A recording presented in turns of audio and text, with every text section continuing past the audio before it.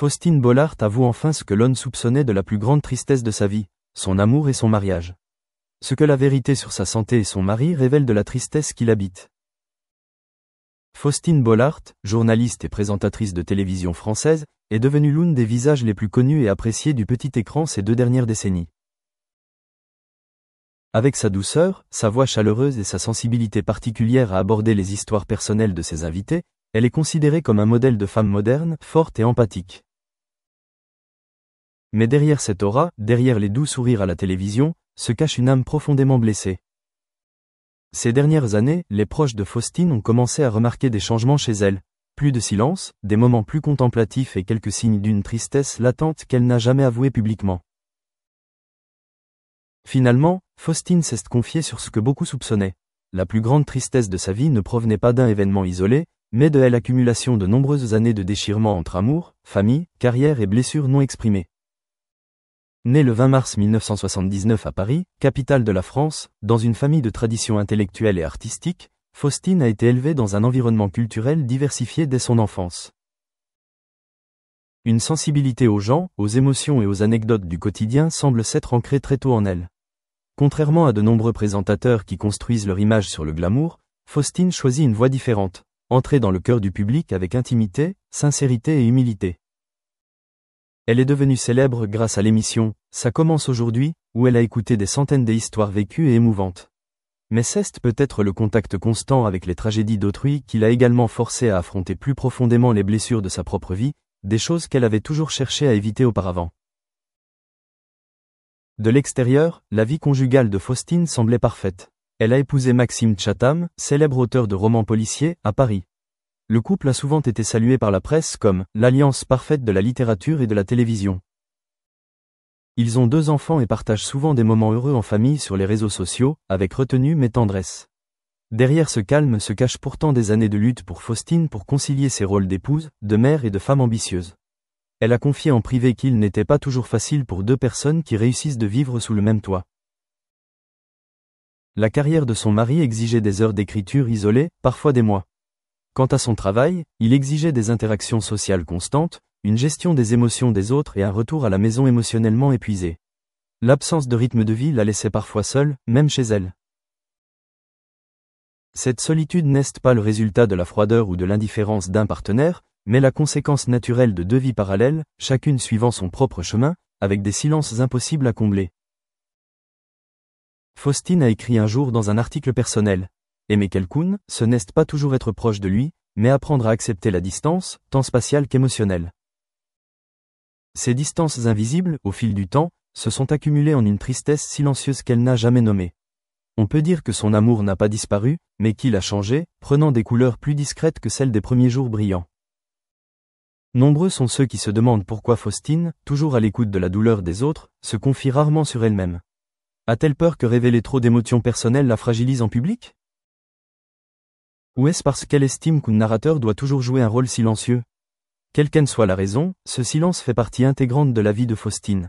Elle n'a pas besoin de parler de sa douleur, car elle transparaît dans son regard et dans la façon dont elle tient les mains des invités qui tremblent en racontant leur passé. Il lui arrive de pleurer à la télévision, non pas parce que ces histoires sont si spéciales, mais parce qu'elles font remonter en elle des émotions similaires, de vieux souvenirs qu'elle croyait cachés. L'une des préoccupations des fans ces dernières années est sa santé. Faustine n'a pas eu de problème de santé grave, mais elle a connu de longues périodes d'épuisement dues à un travail intense et à une surcharge émotionnelle. Sensible, Faustine non seulement entend, mais ressent aussi profondément la douleur des autres, comme si elle la revivait elle-même.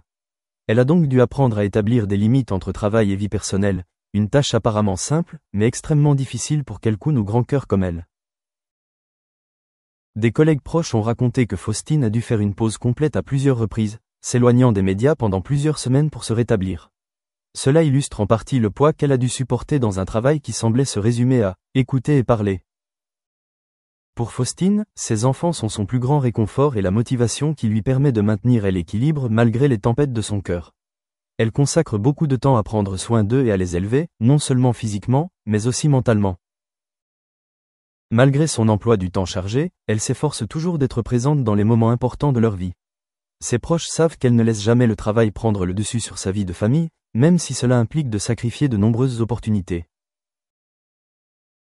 sa plus grande tristesse ne vient peut-être pas d'une perte en particulier, mais du sentiment de devoir toujours choisir, de devoir constamment faire des compromis, entre la vie publique et la famille, entre sa carrière et son temps libre, entre une femme indépendante et une épouse qui devait partager le fardeau. Pourtant, Faustine ne s'est jamais plainte. Elle a continué à vivre, à travailler et à aimer à sa manière, avec persévérance, discrétion et compassion. Il est indéniable que la tristesse a enrichi son âme, faisant d'elle une narratrice en qui le public se sent en confiance et véritablement écouté. Elle n'est pas simplement une lectrice de scénario ou une questionneuse, mais une créatrice d'un espace de paix où les âmes blessées peuvent respirer. C'est son expérience et ses propres cicatrices émotionnelles qui la poussent à ne pas juger, à ne pas imposer, mais à être présente avec la plus grande sincérité.